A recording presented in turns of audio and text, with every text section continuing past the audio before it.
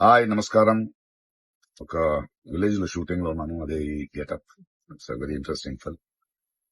ఇక్కడ ఉన్నప్పుడు ఇప్పుడే నాకు ఈ ఆన్లైన్ లో మళ్ళీ మీడియాలో ఒక ఆన్లైన్ గేమింగ్ యాప్ దాని గురించి నేను చేసిన ఒక యాడ్ గురించి డిస్కషన్ జరుగుతోంది.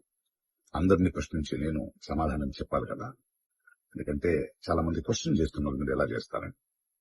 అది ఒక 2016 ఒక 9 years బ్యాక్ ఇలాంటి ఒక యాడ్ నా దగ్గరకు వచ్చింది. నేను చేశాను నిజం.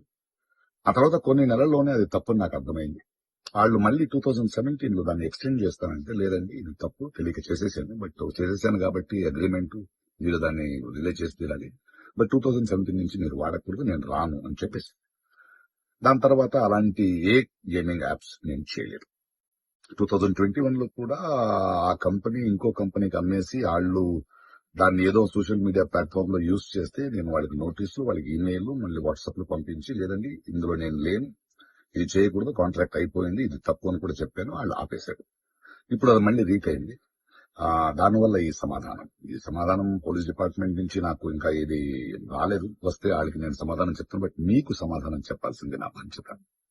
So 2017 9 years back for 1 year contract నేను చేసింది నిజం. అది తెలిసిన తర్వాత దాన్ని ఆపింది నిజం. ఆ తర్వాత నేను చేయలేదు అనేది కూడా నిజం. ఈ మాట మీకు చెప్తున్నాను. ఇంకో విషయం, దయచేసి యంగ్స్టర్స్ ఇలాంటి గేమింగ్ యాప్ అది ఒక వ్యసనం. ప్లీజ్ మీ జీవితాన్ని కోల్పోండి.